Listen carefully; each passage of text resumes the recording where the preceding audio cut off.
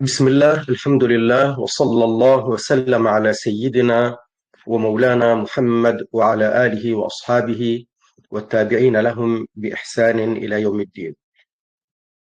Donc je reviens brièvement sur Tabouk et l'après-Tabouk parce que nous sommes dans la période de l'après-Tabouk.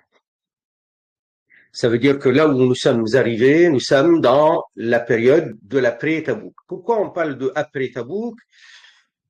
Parce que c'est quand même une station de la plus haute importance dans le cours de l'histoire, dans le cours de la sira du prophète sallallahu alayhi wa sallam. Tabouk, c'est quand même, je le rappelle, Tabouk, c'est une ville au nord de l'Arabie. Actuellement, c'est une ville au nord de l'Arabie. Vous voyez, là, vous avez une idée de l'endroit où ça se trouve Tabouk actuellement. Vous voyez là où c'est marqué, donc ça c'est la carte Google. Hein, on voit bien où ça se trouve Tabouk par rapport à Al-Medina Al-Munawwara. En voiture, on a presque 7 heures, 7 heures et quelques de déplacement. Soit sur l'autoroute la plus rapide, mais ça c'est une carte Google, ça veut dire d'aujourd'hui. Soit en passant par Khaybar, et ça, c'est un peu plus de 7 heures de route. Donc, nous avons une très grande distance, plus de 600 kilomètres. Tabouk, à cette époque-là, bien entendu, ça s'appelait pas l'Arabie Saoudite. On voit bien que là, vous avez en haut, en noir, là, le tracé noir, c'est la frontière entre l'Arabie Saoudite et la Jordanie. À cette époque-là, bien entendu, ça s'appelait nullement l'Arabie Saoudite. Il n'y avait pas de frontière. Et même la Jordanie, ça s'appelait pas la Jordanie. Très bien. Mais dans la désignation des géographes, parce que là c'est une désignation géographique, telle région c'est l'Arabie, telle région c'est Hacham, ça, telle région c'est Misr, l'Égypte, telle région c'est le Sinaï, ça c'est des appellations, des désignations selon les géographes. Selon les géographes, à partir de Tabouk, on est dans l'Arabie, mais on est à la limite de l'Arabie. Au-delà, on va entrer dans ce qu'on appelle le territoire de Hacham. Au point que certains, pour eux, Doumat al-Jandal, qui est à l'est là, et pour certains, c'est Hacham ou peut-être la limite avant Hacham. Quoi qu'il en soit, c'est pas ce qui nous intéresse le plus, c'est que le prophète alayhi salatu salam est allé défier les Romains, les Byzantins, les Gréco-Romains. On rappelle les faits historiques et chronologiques que Rome, ce qu'on appelle Rome, qui était dirigée depuis la capitale Rome, euh, a été, euh, a été donc écarté, mais l'Empire romain, il est très vaste. C'est-à-dire que il y avait la capitale principale, la ville de Rome, pour l'Empire romain. Euh, un siècle avant la naissance du prophète, alayhi salatu salam, à 1 an près ou à 2 ans près, d'après les données historiques qu'on connaît dans les manuels d'histoire ici, hein, c'est classique, on donne euh, un siècle avant la naissance du prophète, alayhi salatu salam, la ville de Rome est tombée sous après les attaques des Huns. Les Huns. On les appelle comme ça. Bon, ils disent dans les manuels de l'histoire, c'est des barbares, etc. Quoi qu'il en soit. Donc, finalement, le pouvoir central de l'Empire romain était plutôt à Constantinople. Constantinople, c'est Istanbul actuellement. Parce que tout ça, c'est Rome, c'est l'Empire romain.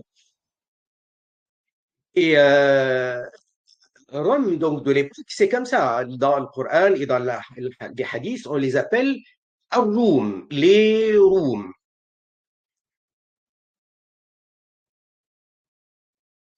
Très bien. Donc, eux, ils avaient le pouvoir sur non seulement cette zone-là de l'Europe et de l'Asie, qui est l'Asie mineure, la Turquie actuellement, mais au-delà, la Syrie, le Liban, la Jordanie, la Palestine, la Jordanie, et les tribus arabes qui se trouvaient dans la région de Cham, ils étaient nombreux, ils étaient des monarchies, des petites monarchies, ils étaient des suzerains de l'Empire romain. Donc l'Empire romain dominant, mais sous son autorité, il y a des alliances et des suzerainetés. Bon, ce qui nous intéresse, c'est qu'ils étaient en train de lancer des rumeurs comme quoi ils allaient attaquer Al-Madinah al-Munawwara et en finir avec l'islam. Le prophète, alayhi salatu salam, il n'a pas attendu, il a levé une armée de 30 000 combattants, malgré la situation financière très difficile pour la majeure la majorité des Sahaba, radiallahu anhum, ils étaient en plein été, ils attendaient de récolter les dates, etc. Et malgré ça, le prophète, alayhi salatu salam, il a insisté, il a levé l'armée et ils sont partis. Les Romains ne sont pas venus. Les Alliés ne sont pas venus. Donc le prophète, alayhi salatu salam, il a campé, il est resté des jours et des jours. Il a envoyé Khalid ibn Walid à droite, à gauche, au nord, un peu partout. Et ils ont réussi à mater, à soumettre les quelques monarques, hein, les monarques, comme aujourd'hui on parle de principautés, donc c'était des rois, des princes, et qui avaient chacun un pouvoir comment dire, avec beaucoup de richesses, qui générait beaucoup de richesses, et qui régnait sur quand même des territoires assez conséquents. Quoi qu'il en soit, le prophète, alayhi salatu salam, il a réussi à les soumettre et lui, personnellement, il y était. Donc, c'est une ghazwa.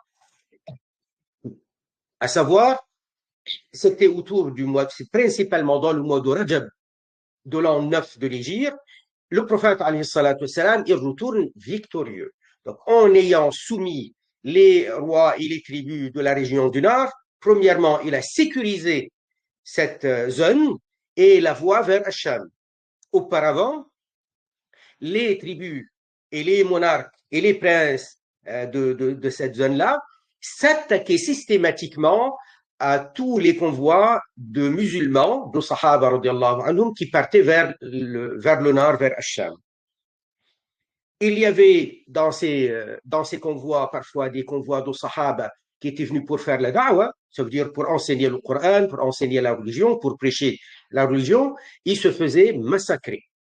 C'est vrai qu'ils n'étaient pas forcément des centaines, ils pouvaient être quelques-uns, même une dizaine. Ça s'appelle s'attaquer aux personnes des musulmanes, s'attaquer aux individus, s'attaquer donc à tout convoi allant vers le nord. Même quand il y avait des sahaba qui, comme avant, ils partaient pour faire du commerce dans la région de Cham, les tribus arabes s'attaquaient à eux, ils ne les laissaient pas passer.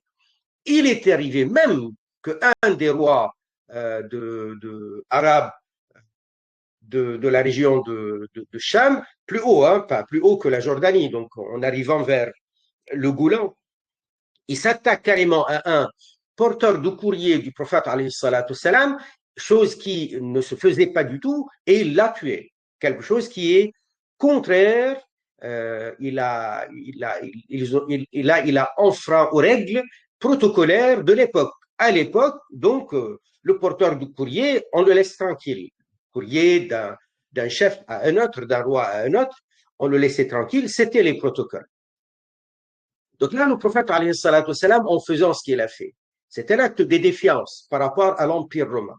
On rappelle que l'année d'avant, l'année 8, le prophète, alayhi salatu salam, il avait quand même envoyé une armée de 3000 combattants, une armée selon les notions de l'époque, parce que le prophète, alayhi salatu salam, c'était pas un empire.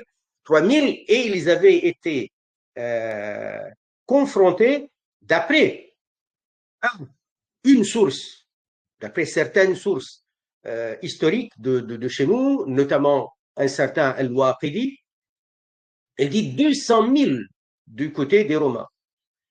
3 000 face à 200 000. Alors, peut-être que le chiffre, d'après certains historiens, il est sujet à controverse. Est-ce que c'est vrai 200 000? Comment il a, euh, comment il a pu avancer que c'est 200 000? Quoi qu'il en soit, c'était une armada romaine.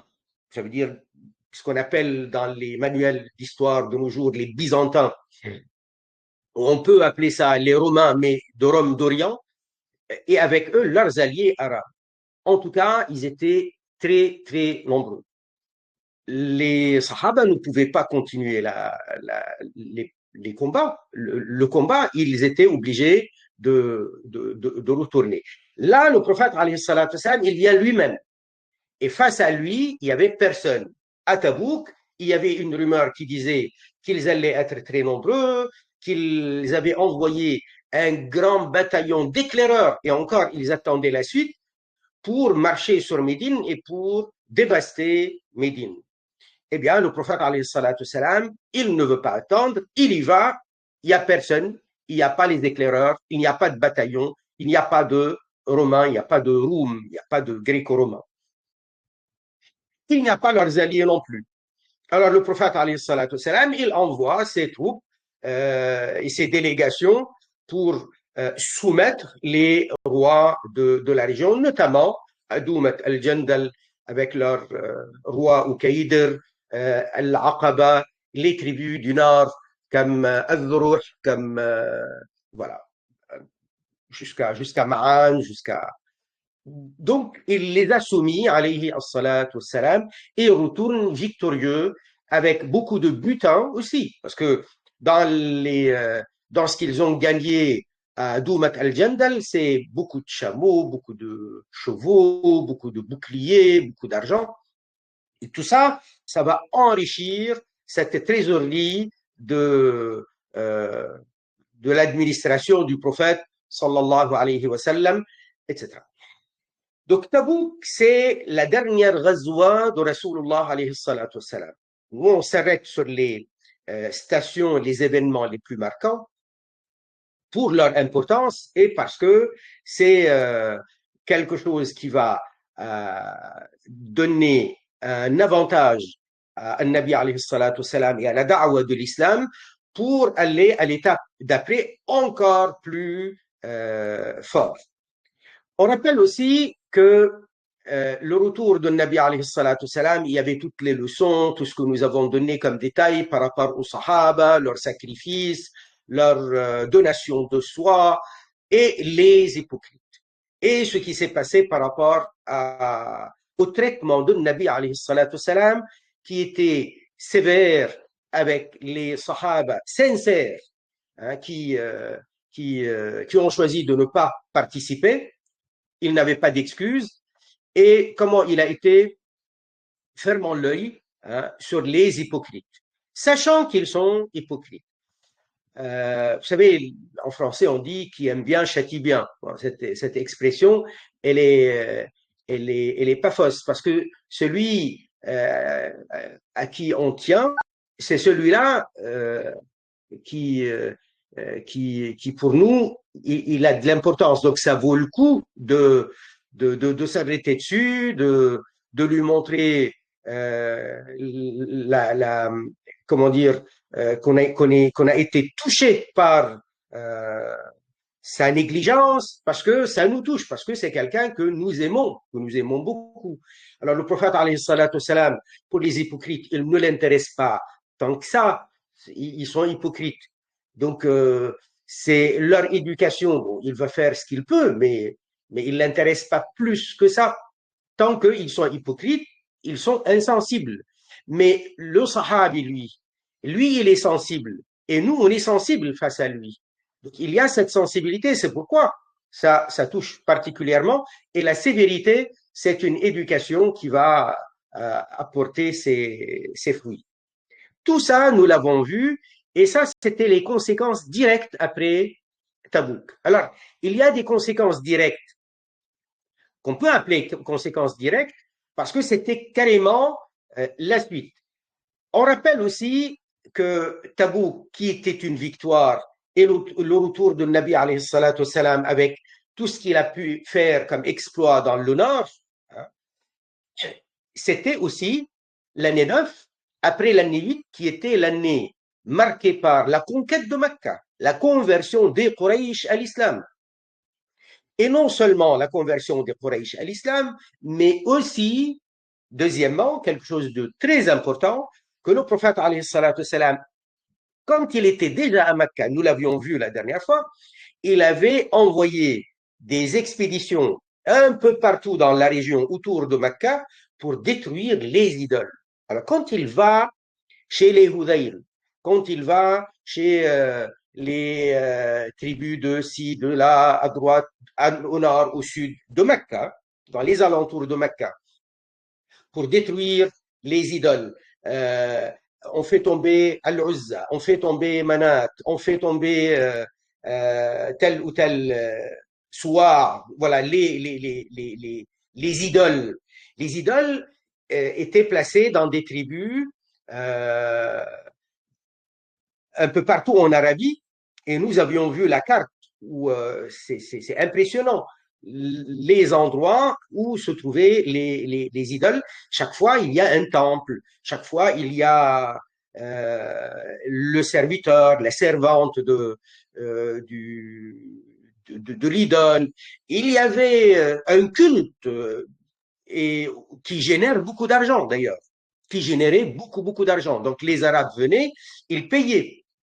Pas seulement ils faisaient des prières, des invocations, ils payaient. Donc il y avait beaucoup, c'était un business. Quoi qu'il en soit, donc la destruction des idoles et la soumission donc de ces tribus qui auparavant accueillaient cette idolâtrie, ces idoles et l'idolâtrie et les idolâtres. Et tout ça, c'est l'islam qui s'établit de plus en plus. Et encore, il y a eu tout de suite après la bataille et la conquête de Mecca al-Mukarrama, la soumission des Hawazin. Les Hawazin qui s'étaient ralliés avec les Saqif qui habitent dans la ville de Taif. Les Hawazin, ils sont dans la région à l'est de Mecca al-Mukarrama, l'envers à Taif et un peu plus au sud. Les Hawazin, ils étaient plusieurs sous-tribus, si vous voulez, donc des clans, des tribus, et ils se sont réunis avec les Saqif. Les Saqif, ils sont des citadins, ils habitent dans une ville fortifiée, entourée par des murailles, la célèbre ville de Taif. Nous avions vu tout ça en détail. Je veux dire que le prophète, alayhi salatu salam, il les a battus dans la bataille, la célèbre bataille de Hunayn, dans le mois de Shawwal de l'an 8 de l'Hégire. Donc, ça, c'est quand même quelque chose de la plus haute importance. Mecca conquise, Quraysh converti, Hawazin avec les Saqif battus, Taif a été assiégé. Le prophète, alayhi salatu salam, il a établi un siège de la ville de Taif et bon, il n'avait pas pu entrer dans Taif. Taif a résisté, mais le prophète, alayhi salatu salam, a fini par lever le siège et repartir. Mais les Hawazin, hein, il y a quelques semaines seulement, ils étaient battus, mais alors gravement battus, et ils ont perdu leurs biens, leurs femmes, leurs enfants, voilà, et ils reviennent de Taif, ils sortent de Taif, ils viennent rejoindre le prophète alayhi salatu salam, ils déclarent leur conversion à l'islam. Vous voyez l'importance capitale de cela. À peine le prophète alayhi salatu salam, il retourne à Al-Madina al-Munawwara, après la conquête de Mecca et la victoire aussi à Hunayn, il retourne à Al-Madina, il n'a pas arrêté cette tâche de détruire toutes les idoles de l'Arabie. Alors il envoie Sayyidina Ali ibn Abi Talib radiallahu ta'ala anhu, au nord, là où il y a la tribu des Tayyi, et il s'attaque à eux, et là-bas aussi ils avaient une idole, il l'a détruit. Et il a gagné la bataille contre les Taïs. Et Taïs, c'est une tribu arabe très respectée et ils sont de un peu partout. Ça veut dire qu'il y a les Taïs du nord, il y a les Taïs de l'ouest, il y a les Taïs qui sont dans le sud même, enfin, il y a les Taïs, pas dans le sud, excusez-moi, dans l'Irak. Les Taïs, ils sont un peu partout, ils sont nombreux. Alors, la conversion par la suite, et ça c'était l'ingéniosité et la sincérité de notre prophète sallallahu alayhi wa sallam lorsqu'il avait un traitement euh, à, donc à montrer aux uns et aux autres, il était particulièrement vaillant, particulièrement généreux, particulièrement attentionné, et il est sensible à n'importe quelle doléance. Le prophète, alayhi salatu salam, il montrait un exemple de celui qui est vraiment chef et qui est magnanime. Le prophète, alayhi salatu salam, il n'était pas du genre à vouloir gagner leur argent et gagner des butins de la guerre. Il gagne, c'est normal, c'est la guerre, c'est les règles du jeu, quoi, comme on peut appeler ça. Ça c'est comme ça. C'est comme ça qu'on impose aussi sa force et c'est très important de s'imposer. Mais le prophète, alayhi salatu salam, la chose pour lui la plus importante, c'est la conversion à l'islam. Ça veut dire que lorsqu'ils lui disent, Ya Rasulallah, ça y est, maintenant euh, nous sommes soumis, nous n'avons plus rien et nous déclarons notre conversion à l'islam. Et le prophète se montrait magnanime, donc il réclame qu'on leur retourne, qu'on leur rende ce qu'ils avaient perdu dans la guerre. Le prophète, alayhi salatu salam, rendait très facilement, sans négociation, sans grande négociation, je vais dire. Tout ça, c'est quelque chose qui a secoué l'Arabie. Quraysh a été le verrou, a été comment dire, la pente la plus difficile. Le prophète, alayhi salatu salam, lorsqu'il a réussi à déverrouiller, à casser donc ce verrou, ou à déverrouiller les Quraysh, et en plus de cela, la bataille de Hunayn, et en plus de cela, il est allé jusqu'à défier les Roums, les Arabes de partout. Je rappelle aussi les autres détails comme la destruction des idoles un peu partout. C'est vrai qu'il restait encore Saqif et Saqif, ils n'ont pas tardé à venir par la suite après le retour de Nabi alayhi salatu salam de Tabouk, ils étaient les premiers à venir déclarer négociation et ils ont fini par se convertir à l'islam. Et donc, Allat, l'idole qui s'appelle Allat, avait fini par être détruite. Tout ça, nous l'avions raconté dans la semaine dernière et celle d'avant. Mais je rappelle tout ça pour dire que c'est ça qui a amené à ce que les Arabes, les tribus arabes et les princes arabes de partout en Arabie pensent sincèrement que ça y est, il n'y a plus rien à faire d'autre que d'acquiescer, d'accepter de se soumettre au prophète alayhi salatu salam. Ils ont bien compris qu'il est vraiment Rasulullah et donc il n'y a plus à s'enorgueillir et à rester dans leur fierté, à dire non, on ne veut pas, ça y est maintenant, tout est clair, la lumière elle est en train de briller de partout et donc c'est temps hein, qu'ils viennent eux-mêmes présenter leur alliance, enfin leur allégeance plutôt au prophète sallallahu alayhi wa sallam. Ce qui a donné que l'année 9, à partir du mois de Rajab, du retour de Nabi alayhi salatu salam de Tabouk, ça a été marqué par les Saqif qui viennent se convertir, hein, et puis après les autres délégations qui sont venues. Vous savez, les tribus arabes de l'Hijaz, cette région-là, on l'appelle la région de Al-Hijaz. Cette région que vous voyez ici, là, là où il y a Al-Madina al-Munawwara, Al-Madina al-Munawwara, en fait, le Hijaz, c'est cette zone-là, et on descend jusqu'au sud de Mecca al-Mukarrama. Cette région de Hijaz, les villes principales, hein, c'est Al-Madina al-Munawwara, Mecca historiquement, parce que c'est Mecca, c'est là où il y a la Kaaba, c'est là où il y a le pèlerinage, les Quraysh, etc. Mais Al-Taif. Al-Taif, c'est une ville particulière parce que Al-Taif, elle sort de l'ordinaire. Elle est dans la montagne, elle est fraîche, il y a toutes sortes de végétation et c'est une ville fortifiée. Ça veut dire qu'il y a des murailles autour de Taif. C'était quelque chose qui est particulier. Ça ressemble un peu à ce qu'on a l'habitude dans la région de Cham, pas beaucoup l'habitude de la région de l'Arabie. Voilà. Donc, ça a amené à ce qu'on appelle les délégations. Regardez ici ce que j'avais marqué après Tabouk de l'année 9. Hein, il y a les Saqif qui adhèrent à l'islam, le décès du chef des hypocrites, Abdullah bin Ubay bin Saloul. Le prophète sallallahu alayhi wa sallam laisse ses épouses choisir entre rester ou le divorce. Ça, nous l'avons vu. Et ça montre l'attachement du prophète alayhi salatu salam à l'austérité et qu'il ne veut rien du confort de la dunya. Et ses épouses, elles ont choisi, voilà, donc on reste. Si c'est le prophète et si c'est l'austérité, parce que c'est le prophète alayhi salatu salam qui veut comme ça, reste avec Rasulullah. Et là, c'est quand même une marque glorieuse de ce qu'on appelle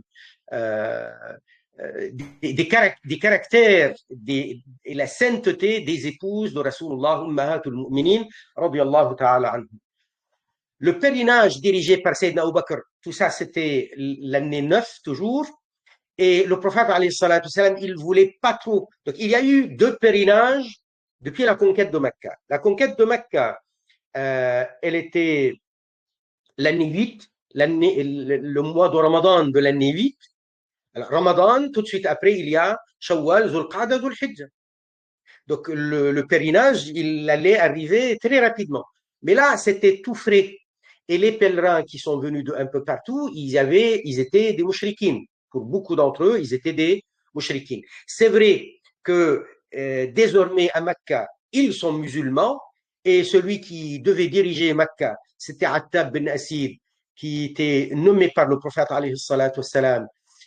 Mais quand même, il y avait les musulmans d'un côté, il y avait les mouchrikines de l'autre côté. Il n'y avait pas de ce qu'on appelle les rites islamiques à 100% de partout. Il y avait des mouchrikines qui venaient quand même. Et ils avaient de très mauvaises habitudes, les Arabes. Comme je l'ai raconté la dernière fois, les Arabes venaient faire tawaf autour de la Kaaba tout nus. Et ils ne faisaient pas de dhikr, ils ne faisaient pas de prière. Ils criaient, ils applaudissaient, ils tapaient de leurs mains et ils criaient. Comme Allah Azza wa Jal, il le dit dans le Coran al-Karim, il dit وَمَا كَانَ صَلَاتُهُمْ dans Surat Al-Anfal وَمَا كَانَ صَلَاتُهُمْ عِنْدَ الْبَيْتِ إِلَّا مُكَاءً وَتَصْدِيًا.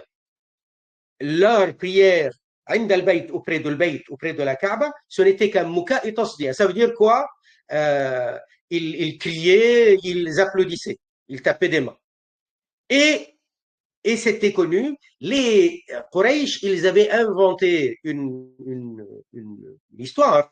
Ils disaient, celui qui veut faire tawaf autour de la Kaaba, soit il achète de nouveaux vêtements que nous, les Quraysh, nous avons préparés à cet effet, donc, soit personne ne fait le tour de la Kaaba, les tawaf autour de la Kaaba, habillé, donc portant ses habits avec lesquels il est venu de chez lui.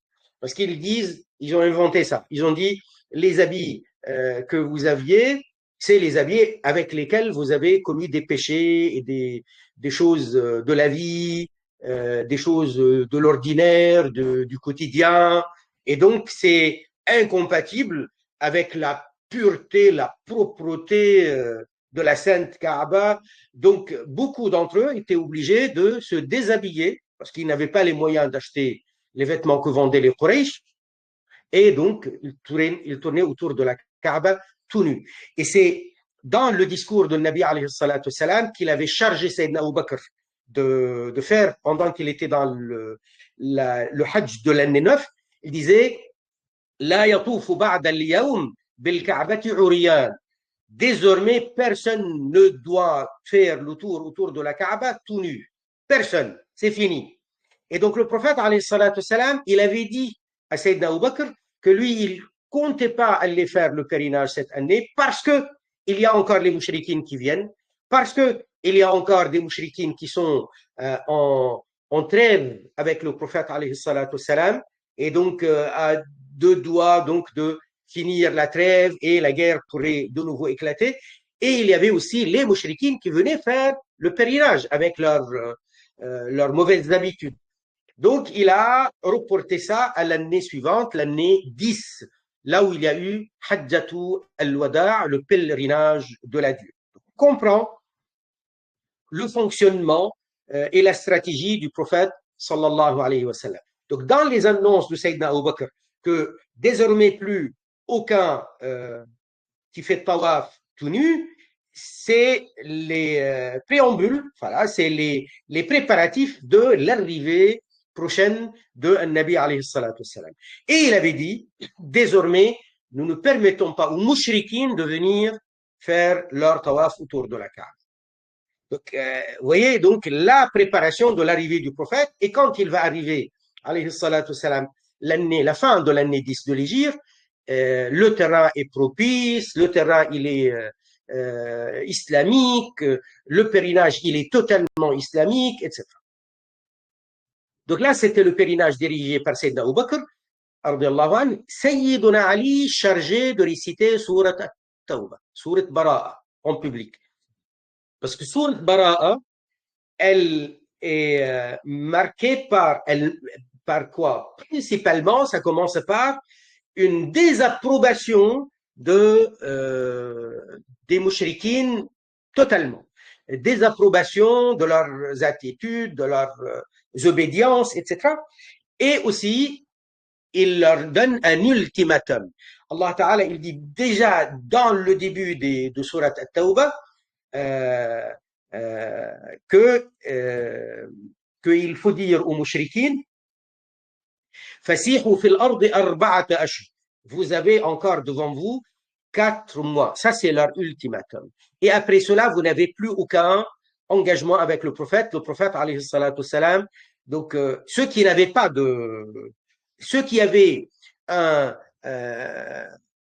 comment dire, un contrat, un acte avec une date précise, une durée. Donc, celle-là, ces tribus-là, ils bénéficieront jusqu'à la fin de la durée marquée par le prophète alayhi salatu salam. Mais pour tous les autres, 4 mois, pas plus. Et le prophète alayhi salatu salam, donc, il leur dit, donc, vous n'avez pas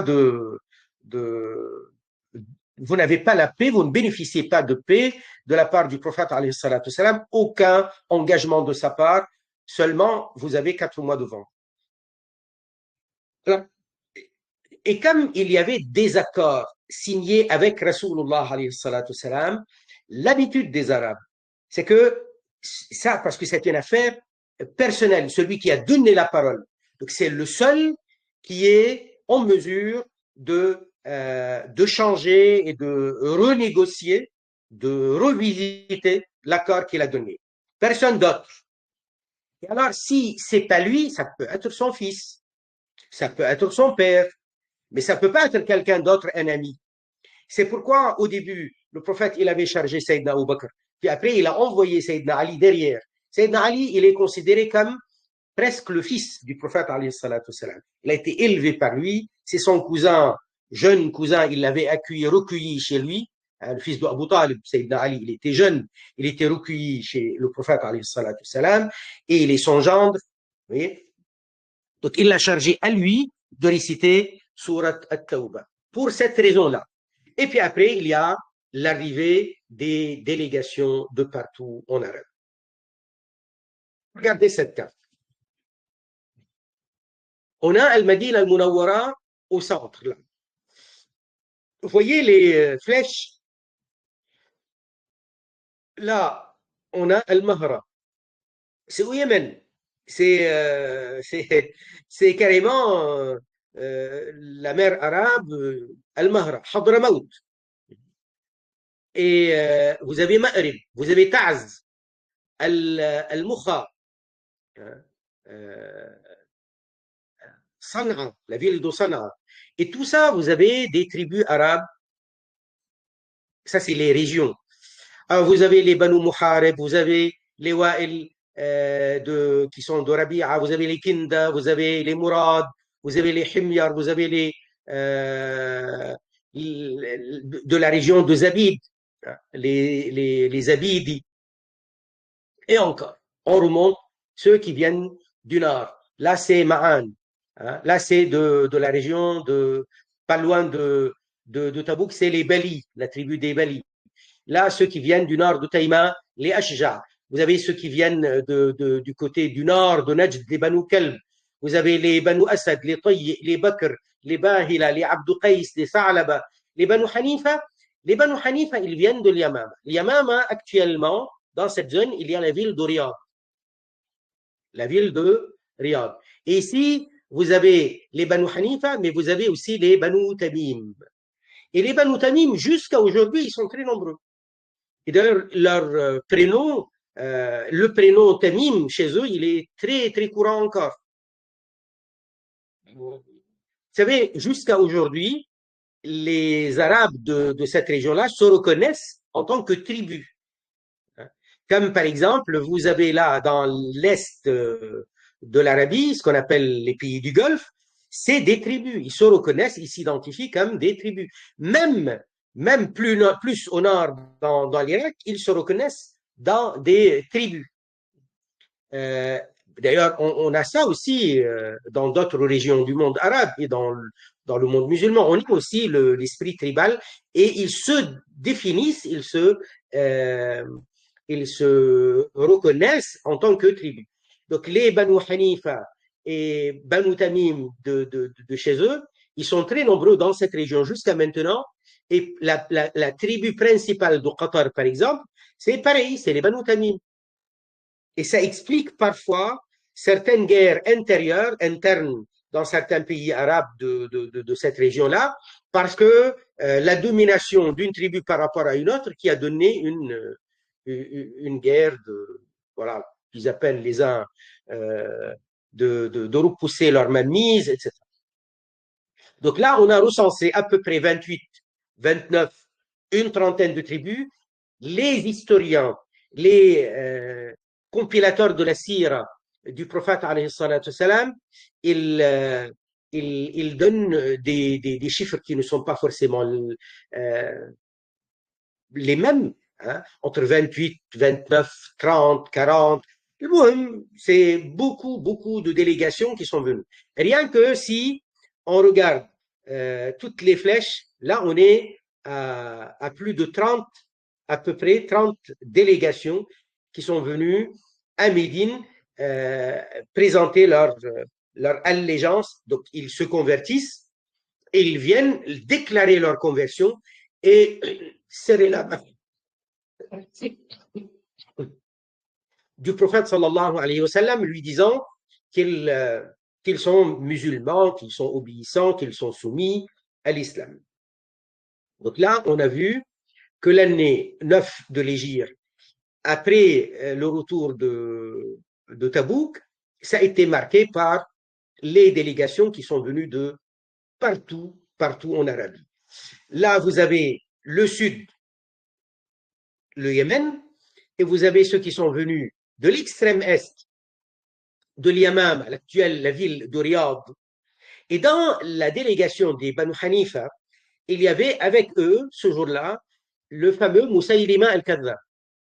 Et Moussaïlima al-Kadhab, lorsque la délégation est arrivée dans Médine, ils ont fait un camp. Ils ont dressé des tentes et certains d'entre eux allaient dans le Masjid Nabawi pour rencontrer le prophète. Moussaïlima, lui, il était dans la délégation, mais il est resté avec les chameaux, les affaires, sous les tentes. Il n'a pas bougé de là où il est. Il n'est pas allé rencontrer le prophète sallallahu alayhi wa sallam. Par contre, il lui a écrit une lettre pour lui dire qu'il est, parce que là, on est l'année 9.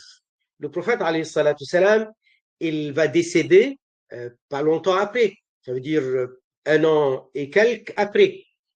Le décès du prophète, alayhi salatu salam, était dans le mois de Rabi al-Awwal, comme on le sait, comme nous le savons, de l'année 11. Ça veut dire il lui restait, alayhi salatu salam, l'année 10, donc le reste de l'année 9, et puis après l'année 10, et seulement Muharram, Safar et quelques jours de Rabi al-Awwal.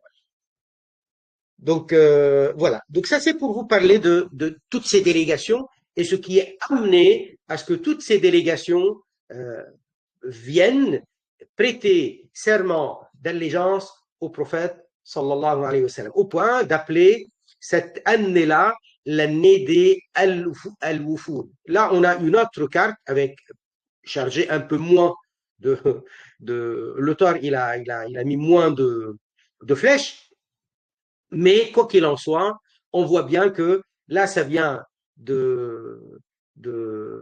Yémen, là, ça vient, là, c'est les Banu Hanifa et les autres de Najd, de l'Est de Najd, et on a ceux qui viennent du Nord. Donc, on a ceux qui viennent de pas très loin, de ceux qui viennent de très, très, très loin, et c'est ainsi que il y a eu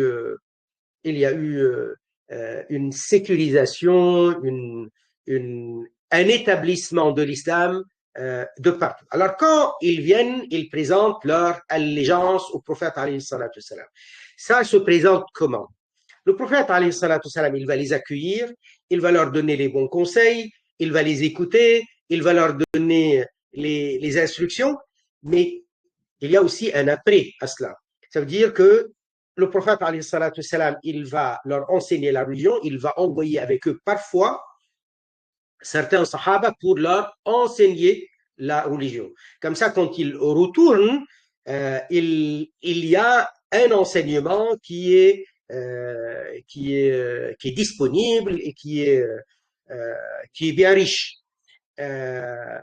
Certains d'entre eux choisissent de rester auprès de Nabi alayhi salatu salam un plus de temps pour apprendre davantage de lui, mais non seulement de lui, des Sahaba radiallahu ta'ala anhum, pour retourner et pour enseigner la religion. Pas seulement, il y a aussi le côté administratif. Désormais, lorsque ils retournent dans la région, ils ont des mosquées, la prière en assemblée, elle est établie, les 5 prières, la prière de l'Aïd, vous voyez, tout ce qu'on connaît aujourd'hui de l'apparence dans les villes et les villages musulmans, c'était comme ça que ça devenait auprès d'eux. Et donc, il n'y a plus de shirk permis, il n'y a plus de mouchrikines autorisés, il n'y a plus d'idoles, vous voyez. Et ça ne s'arrête pas là, il y a aussi le côté administratif. Ça veut dire que lorsqu'il faut payer la zakat, il y a un percepteur qui est officiel, qui est nommé par le prophète alayhi salatu salam ou autorisé par le prophète alayhi salatu salam. C'est une administration. Donc c'est quelqu'un qui va voir les propriétaires de chameaux, de bétail, les propriétaires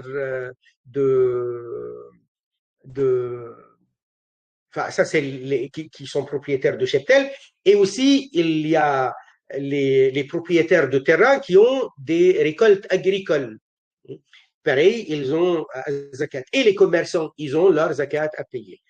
Et non seulement ça ne s'arrête pas là, parce que dans ces zones-là, surtout du côté de Al-Bahreïn, je rappelle que ce qu'on appelle Al-Bahreïn maintenant, c'est seulement cette petite île. Vous voyez là, l'île qu'on appelle Qatar, c'est pas une île. C'est collé à la... mais c'est presque une île. Qatar, et juste à côté, il y a une toute petite île. Actuellement, c'est ça qu'on appelle Bahreïn. Mais à l'époque, toute cette zone-là de l'Est, hein, ça s'appelle Bahreïn. Ça s'appelait Bahreïn. Et dans cette zone-là, il y avait des non-musulmans, des Mazdéens, arabes Mazdéens, qui ne se sont pas convertis à l'islam, mais qui ont donné, donc sont soumis à l'autorité du prophète alayhi salatu salam, et ils devaient payer la jizya annuellement. Al jizya, c'est un impôt de soumission, enfin d'obéissance à l'autorité du prophète alayhi salatu salam.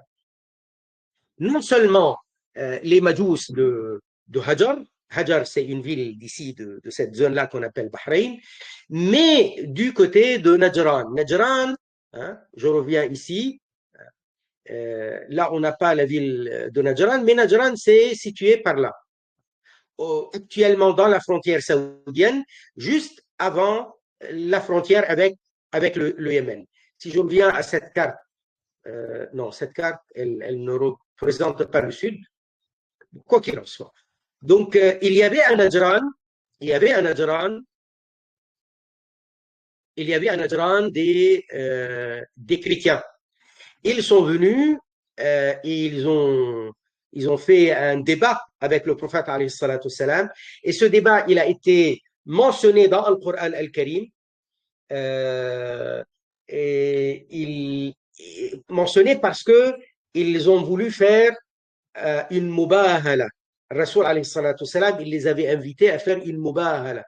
Une mubahala, ça veut dire ils se mettent en public, devant le grand public, et chacun il invoque Allah Azza wa Jal, disant que si je suis menteur, si je suis dans le faux, eh bien que la malédiction d'Allah Ta'ala s'abatte sur moi, le menteur d'entre nous, que la malédiction d'Allah s'abatte sur le menteur d'entre nous. Et puis après, quand le moment de l'mubahala allait se faire, le prophète alayhi salatu salam, il est sorti avec lui Sayyidina Ali, Al-Hassan et Al-Hussein, petit, et sa fille Sayyida Fatima. Et il a dit, voilà, moi et ma famille. Et venez, vous, avec vos familles. Alors, ils ont vu le prophète Ali, Fatima, Al-Hassan et Al-Hussein, ils ont dit, mais nous, quand on va faire une invocation pour l'imprécation, donc la malédiction s'abattant sur nous, nous n'allons jamais nous en sortir. Certainement, nous allons être face à des visages lumineux qui brillent de sainteté. Jamais nous n'allons pouvoir gagner. Donc, ils ont refusé Al-Mubahala après, une fois qu'ils ont vu ce qu'ils ont vu devant eux. Donc, il y a un Najran. Voilà, ici, il y a la ville de Najran. Pour ceux qui, je ne l'ai pas noté en français, Najran, c'est ici. Là, on a Sana'a et là, on a Najran. Najran, c'est actuellement dans la frontière saoudienne. Donc là, il y a des chrétiens. Mais même dans le Yémen, il y avait des juifs. Donc, administrativement, il y avait ça aussi. Donc, quand on parle des délégations, outre la grandeur de la rencontre avec le prophète alayhi salatu salam, écouter ses conseils, ses ordres, ses recommandations, ses enseignements, tout cela c'est une grandeur de la plus haute importance. Il n'y a pas plus important que ça dans la vie de quelqu'un. Pouvoir rencontrer le prophète alayhi salatu salam, lui serrer la main, le regarder, écouter sa parole, ça c'est de la plus haute importance. Lui prêter serment d'allégeance, qu'est-ce qu'il y a de plus important dans la vie de quelqu'un? Mais outre cela, il y a tout l'établissement de l'islam dans leur région, avec les pratiques de l'islam qui sont désormais totalement un autre monde par rapport à ce qu'ils vivaient auparavant. Ils étaient des mouchrikines, idolâtres, ils n'avaient pas de loi, il n'y avait pas de droit, Là, maintenant, c'est désormais totalement différent. Il y a un droit qui va gérer même les transactions. Tu vends, tu achètes, tu loues, tu fais travailler, tu fais du commerce. Tout ça, c'est réglé et géré par les lois islamiques. Plus de riba haram, interdit. Socialement, les mariages, les divorces, les héritages, vous voyez, tout ça, c'est maintenant réglementé. Et il y a des enseignants qui enseignent la croyance, le Coran al-Karim. Donc, c'est tout un monde qui a totalement changé. Il n'y avait pas de règles, c'est devenu réglementées par les lois de Nabi alayhi salatu wassalam, de l'islam. Et il y a le côté administratif dont je parlais, parce qu'il y avait des non-musulmans qui avaient fait le pacte et l'engagement avec le prophète alayhi salatu wassalam, comme quoi ils restent non-musulmans, mais ils payent la jizya. La jizya, donc c'est un impôt d'obéissance, comme quoi ils sont ils reconnaissent l'autorité, la supériorité de l'autorité de un Nabi et alayhi salatu salam et de l'islam sur eux. Donc on a les Mazdéens du côté de Bahreïn, et on a des chrétiens de Najran, on a aussi des juifs dans le Yémen. Ça, c'est après, donc, on va préparer le terrain pour ce qu'on appelle par la suite Al-Hajj Al-Akbar, donc le pèlerinage de l'adieu de Rasulullah sallallahu alayhi wa sallam. Donc, il va venir faire le pèlerinage l'année 10, la fin de l'année 10. Tout ça, c'était quelque chose qui avait préparé le terrain pour le pèlerinage de l'adieu du prophète alayhi salatu salam, mais avec tout ce que il représentait de grandeur et d'importance. Alors, nous étions donc enfin, moi je voulais parler aujourd'hui de l'entre-deux, hein, et c'est pour ça que vous voyez que j'avais marqué ici l'an 9, délégation de partout en Arabie. Alors, si on regarde cette histoire de toutes ces délégations qui sont venues, pour avoir juste une idée comment le prophète alayhi salatu salam, il les traitait.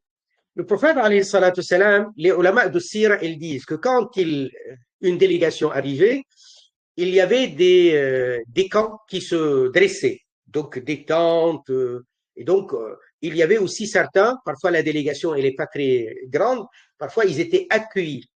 Et même quand ils ne sont pas accueillis chez eux, ça veut dire ils prenaient quelques-uns, ils les prenaient dans leur maison. Mais le plus souvent, ils venaient, ils dressaient des tentes et ils envoyaient leur chef pour parler avec le prophète alayhi salatu salam dans le masjid. Mais il y avait régulièrement des gens désignés, des sahaba désignés par le prophète alayhi salatu salam, qui connaissaient ces tribus et leurs chefs, qui faisaient la navette. Et vous voyez, comme dans toutes les délégations officielles, il y a une équipe désignée par le prophète alayhi salatu salam pour parler avec eux quand ils ne sont pas en train de parler avec le prophète alayhi salatu salam. Donc il y a une petite délégation du côté de la grande délégation qui est venue, qui va aller rencontrer l'équipe désignée par le prophète alayhi salatu salam. Et il y avait un rendez-vous avec le prophète alayhi salatu salam. Il venait carrément dans le masjid Nabawi et le prophète alayhi salatu salam, il leur parlait, il leur donnait les suggestions, il leur donnait les ordres, et c'est toujours bénéfique parce que les conseils de Nabi alayhi salatu salam, c'est que du bien, que de la sainteté, que de la droiture, que de la justice, etc. Et le prophète, alayhi salatu salam, il leur donnait aussi des cadeaux, ils recevaient leurs cadeaux, il leur donnait des cadeaux. On a vu donc des exemples qui sont marquants, comme par exemple le groupe de Abdou Qais. Alors, le groupe de Abdou Qais, si je reviens ici, vous voyez, on a les Abdou Qais, ils sont venus de là, de carrément de Bahreïn. Là, il y a une grande ville qui s'appelle Darin, et pas loin, il y a Hajar, et là, Yamama, c'est ici, c'est un peu, c'est les Banu Hanifa, là où il y a actuellement la ville de Riyad. Là, les Abdul Qais qui sont venus vraiment de très loin. Sayyiduna Abdullah ibn Abbas, radiallahu ta'ala anhuma, donc Abdullah et son père Al-Abbas, on a cette version de lui. Ça, c'est pour vous donner un exemple. Il a dit, la délégation de Abdul Qais, ils sont venus auprès de Rasulullah sallallahu alayhi wa sallam. Rasulullah sallallahu alayhi wa sallam, quand il les a reçus, il ne les connaissait pas. Il a dit, Man il wafd? Vous êtes quelle délégation? Ils ont dit, nous sommes de Rabia. Je rappelle que les Arabes, ils sont issus de deux grands peuples. Mais à la base, c'était deux grandes tribus. Les Rabia et les Mudar. Les Rabia et les Mudar. Alors, on a beaucoup de tribus qui sont issues de Rabia. Et on a beaucoup de tribus qui sont issues des Mudar. Rasoul, alayhi salatu salam, quand on remonte sa filiation, on va passer par Mudar. Donc, il est Mudari. Mais les Rabi'a, donc, voilà. Et il y avait cette rivalité entre les Rabi'a et les Mudar.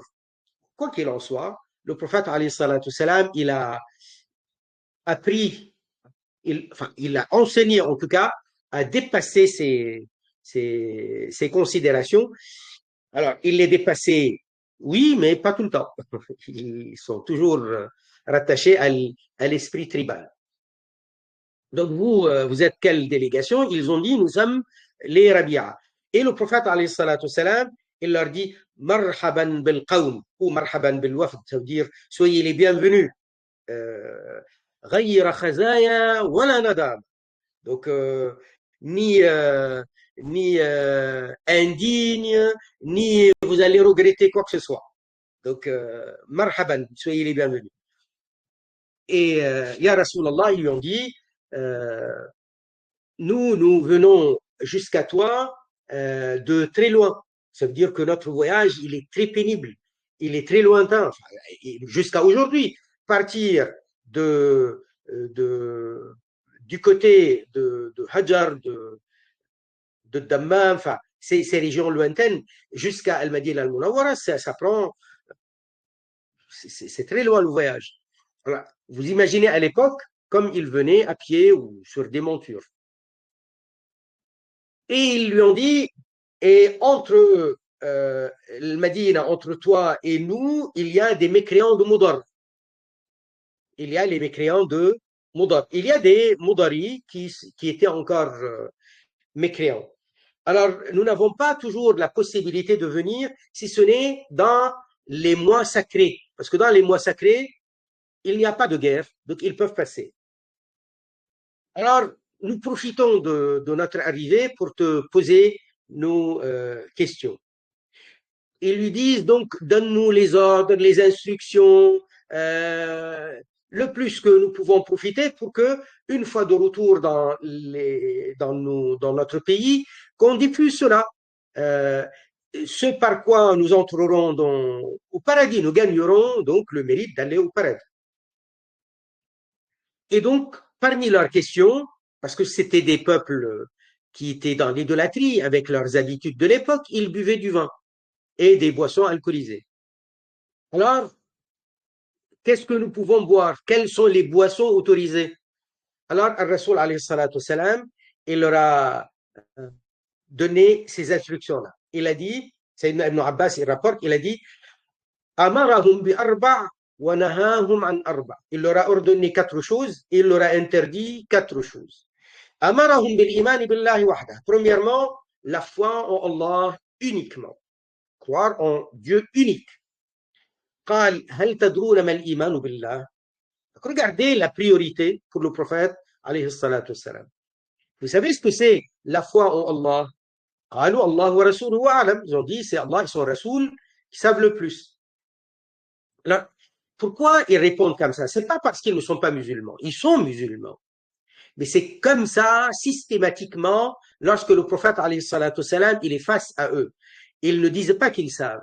Ils rendent ça au prophète. Ils lui disent, c'est toi qui sais, ya Rasulallah. Donc, apprends-nous. C'est pas qu'ils ne savent pas ce que c'est un iman. C'est pour dire ça. Ça veut dire qu'ils ne savent pas exactement quel détail il va leur donner à ce sujet. Alors, il explique. Il dit, Shahadatu an la ilaha illallah, wa anna Muhammadan Rasulullah, wa iqamu as-salah, wa ita'u az-zakah, wa sawmu Ramadan, wa an tu'addu khumsan min al-maghnam. Donc, témoignage qu'il n'est de Dieu qu'Allah, Muhammad est Rasulullah, accomplir la prière, s'acquitter de zakat, jeûner le mois de Ramadan, et vous payez le 5e des butins de la guerre. Le 5e. Parce que, comme j'avais expliqué dans des fois précédentes, les butins de la guerre, à l'issue de la guerre, tout ce qui a été gagné de l'ennemi est partagé en 5. 4 sur les 5, ça va être distribué parmi les combattants. Et il y a un 5e, celui-là, il est la part de Lillah, comme Allah Ta'ala, il l'a appelé ainsi dans le Coran Al-Karim. فَأَنَّ لِلَّهِ خُمُسَهُ. Lillah, c'est pour Allah Azza wa Jalla. Donc cette partie, elle n'est pas pour les combattants. Mais celle-là, elle va être divisée aussi en 5. Pour le prophète, alayhi salatu wassalam. Pour la famille du prophète, alayhi salatu wassalam. Et puis après, pour les orphelins, pour les pauvres, pour les voyageurs qui n'ont plus les moyens de continuer leur voyage. Et puis après, وَنَهَاهُمْ عَنِ الدُّبَّاءِ وَالْحَنْتَمِ وَالْمُزَفَّةِ. Donc il a commencé à leur interdire les boissons alcoolisées. Mais les boissons alcoolisées, eux, ils avaient l'habitude de leur donner des appellations différentes. Tout est alcool, hein, tout est haram, mais avec tel goût. Vous voyez d'ailleurs de nos jours, on parle du vin, de je ne sais où, de cidre. Enfin, il y a des appellations. Ça dépend de la provenance et de la façon de préparer la boisson.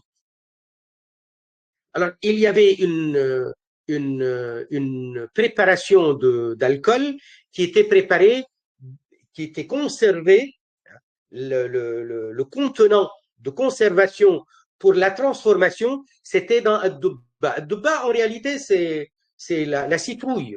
Donc, il préparait la citrouille et c'était le contenant.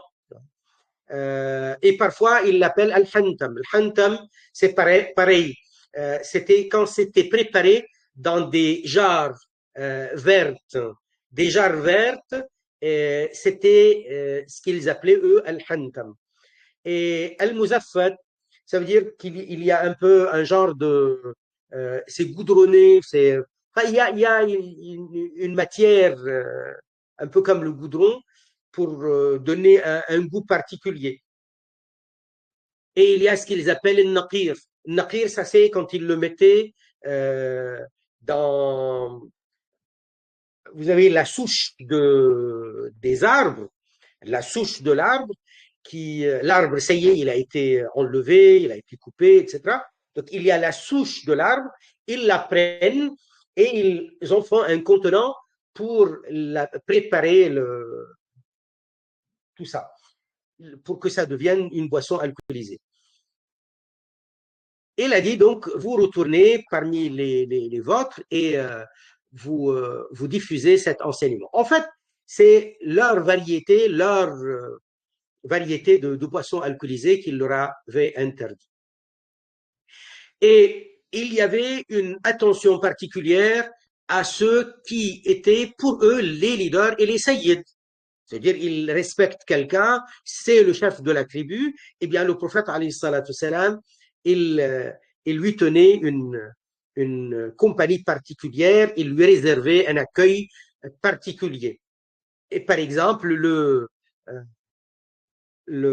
chef des Abd Qais, il s'appelait Al-Ashaj bin Abd Qais. Et Al-Ashaj bin Abd Qais, il était leur chef. Le prophète, alayhi salatu salam, il l'avait accueilli à part, et cet homme-là, il était sincère. Le hadith dans Al-Bukhari, il dit qu'il a attrapé la main du prophète, alayhi salatu salam, il lui a embrassé la main. Le prophète, alayhi salatu salam, il lui a parlé gentiment, il lui a parlé, toi, tu as des beaux caractères, etc. Vous avez une délégation de parmi les délégations, c'est quelqu'un qui est venu tout seul. Ça, c'est un genre de délégation. Dumam bin Sa'laba. Mais il a été envoyé au nom de sa tribu, les Saad bin Bakr, les Banu Saad, qui sont du côté de Madine, de Mecca al-Mukarrama. Le prophète, alayhi salatu salam, quand il a été allaité où? Chez les Banu Saad. Sa mère de lait, elle s'appelait comment? Halima al-Saadiya, des Banu Saad. Et l'imam bin Sa'laba, il est des Banu Saad bin Bakr. Sayyidina Anas bin Malik, c'est lui qui rapporte. Bon, je vous dis ça, puis après on s'arrête, Inch'Allah. Il a dit, pendant que nous étions assis avec le prophète, alayhi salatu salam, voilà qu'un homme, il était sur son chameau, on le voyait donc de loin, il arrive, il fait asseoir son chameau devant le prophète, alayhi salatu salam, il l'attache et il entre dans le masjid. Il nous regarde, il dit, c'est qui Muhammad de parmi vous? Ayyukum Muhammad. Et le prophète, alayhi salatu salam, il était appuyé sur son accoudé, son coude, et de parmi les Sahaba. Et nous avons dit, il est là, Rasulullah, alayhi salatu salam. Le voilà, l'homme, ceux qui sont loin,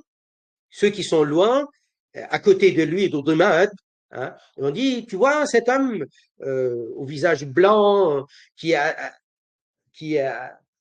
comment dire, appuyé sur, qui est accoudé, ben c'est lui. Alors il avance. Il a dit Ibn Abdel Muttalib, c'est le fils d'Abdul Muttalib. Et le prophète, alayhi salatu salam, il lui répond Qad ajabtuk. Oui, c'est moi, je te réponds. Le prophète, alayhi salatu salam, il lui a dit, et là, le prophète, il est encore un petit peu allongé, un peu accoudé encore. Il lui dit, je vais te poser des questions et je vais insister avec mes questions. Alors, ne m'en veux pas.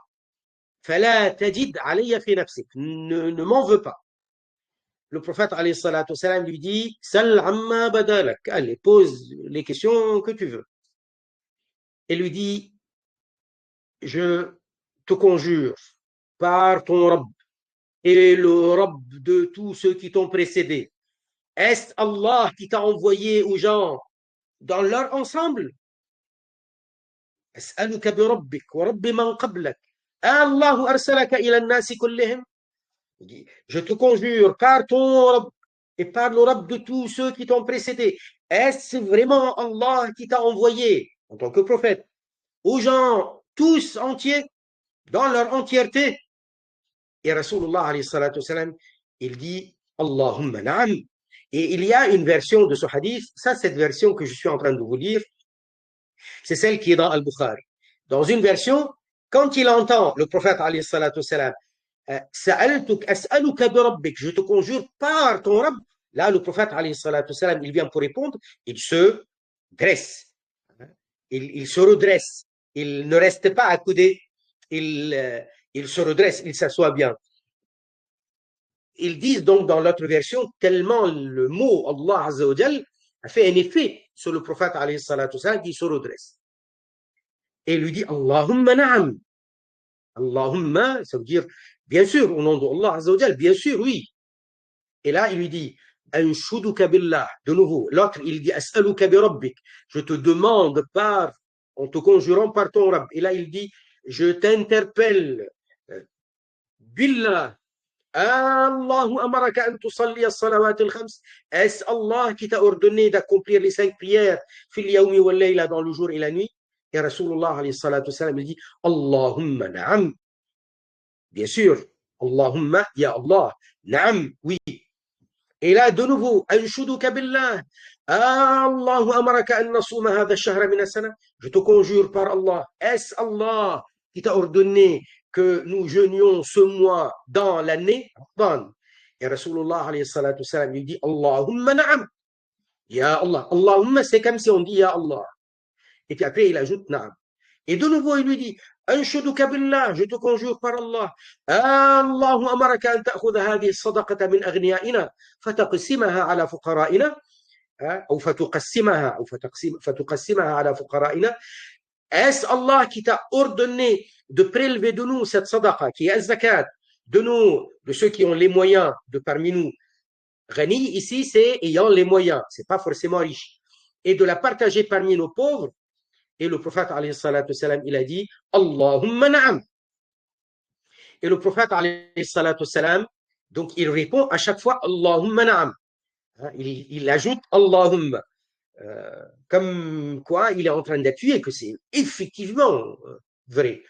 Et l'homme, il dit, Amantu bima ji'ta bih. J'ai foi en ce que tu as apporté. Il a dit, et moi, je suis l'envoyé je suis délégué, donc je suis mandataire au nom de ceux qui sont derrière moi, de mon peuple. Je m'appelle Dumam bin Sa'laba. Alors, Dumam bin Sa'laba, et certains disent Dumad. Dumam bin Sa'laba de Banu Sa'ad bin Bakr. Et dans la version de Ibn Abbas, aussi, ça c'est la version de Anas ibn Malik. Dans la version d'Ibn Abbas, anhuma, une fois qu'il a fini, il a dit فَإِنِّي أَشْهَدُ أَن لَا إِلَهَ إِلَّا اللَّهِ وَأَشْهَدُ أَنَّ مُحَمَّدًا رَسُولُ اللَّهِ. Donc je témoigne qu'il n'est de Dieu qu'Allah, et je témoigne que Muhammad est Rasulullah sallallahu alayhi wa sallam. Il a dit وَسَأُؤَدِّي هَذِهِ الْفَرَائِض. Je vais m'acquitter de toutes ces obligations-là. وَأَجْتَنِبُ مَا نَهَيْتَنِي عَنْهُ. Et je vais m'éloigner de tout ce que tu m'as interdit de faire. ثم لا أزيد ولا أنقص. Ni j'y ajoute, ni j'en en manque. Dumam ben Sa'laba selon cette version. Et il est parti. Et quand il est reparti, donc, on le voyait marcher, aller rejoindre son chameau. Rasulullah alayhi salatu wassalam, il a dit يصدق ذو العيقصتين يدخل الجنة. Parce qu'il avait, comme l'habitude des Arabes, il avait beaucoup de cheveux, hein, et il les avait séparés en deux. Il a fait deux tresses. Alors il a dit, s'il dit vrai, celui qui a les deux tresses, il entrera au paradis.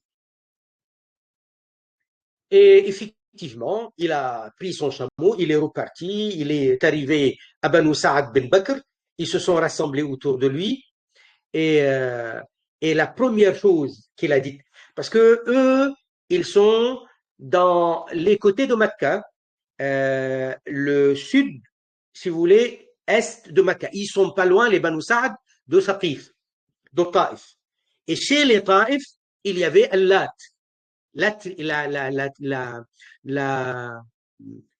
l'idole Allat. Alors, qu'est-ce qu'il a dit? La première chose qu'il a dit, il a dit Bi'satillat wal-Uzza. Donc, maudite Allat et Al-Uzza, l'autre tribu qui était qui était un peu plus au nord de Mecca. Celle-là, elle est au sud, sud-est, et Al-Uzza, c'est plus au nord de Mecca. Mais les gens de toute cette région-là, ils respectaient, ils vénéraient toutes ces tribus-là, pas seulement une. Et ils lui ont dit, attention, tais-toi, et à demain, ne dis pas ça. Tu vas être maudit, tu vas être touché par la transformation, donc l'altération de ta peau par le baras, et par al-judam. Le judam, c'est la lèpre. Attention, peut-être tu vas devenir fou. Et qu'est-ce qu'il leur dit? Waylakum, malheur à vous. Innahuma wallahi la yadurrani wa la yanfa'ani. Ni l'une ni l'autre, je le jure par Allah, ni elles peuvent nuisance, ni elles peuvent d'effets bénéfiques. Et il a dit, Allah Azza wa Jal, il a envoyé un prophète et il a fait descendre sur son prophète un livre par lequel il vous sauve de cette situation dans laquelle vous êtes en train de vivre. Et je témoigne qu'il n'est de Dieu qu'Allah, unique, n'a pas d'associé. Et je témoigne que Muhammad, alayhi salatu salam, est son serviteur et son messager. Et je suis venu à vous apportant les ordres qu'il vous a, qui vous concernent. Et je vous rapporte ce qu'il vous interdit. Et il raconte, lui, il dit, فَوَاللَّهِ مَا أَمْسَ مِنْ ذَلِكَ الْيَوْمِ وَفِي حَاضِرِهِ رَجُلٌ وَلَا امْرَأَةٌ إِلَّا مُسْلِمًا. Donc, depuis ce jour-là, depuis qu'il est en train de parler aux gens, ils sont nombreux à venir le voir et l'écouter. Le jour et la nuit ne sont pas terminés sans que tous les hommes, toutes les femmes deviennent musulmans. Ça, c'est la version d'Abdullah ibn Abbas. Il a dit فما سمعنا بوافد قوم كان أفضل من ضمام بن ثعلبة. Jamais on avait vu quelqu'un qui a été aussi bénéfique pour son peuple que Dhimam bin Tha'laba, celui-ci. Il est venu tout seul au nom de son peuple et il est retourné parmi eux. Une fois arrivé, il lui a fallu une journée, pas plus, jusqu'à ce qu'ils deviennent tous musulmans. On va s'arrêter là aujourd'hui. On en parlera, on fera la suite demain, Inch'Allah. Barakallahu ta'ala bikum. Subhanallah walhamdulillah. Wa la ilaha illallah. لا إله إلا الله لا إله إلا الله لا إله إلا الله اللهم صل على سيدنا محمد وعلى آله وصحبه وسلم رب اغفر للمؤمنين والمؤمنات سبحان ربك رب العزة عما يصفون وسلام على المرسلين والحمد لله رب العالمين بارك الله بكم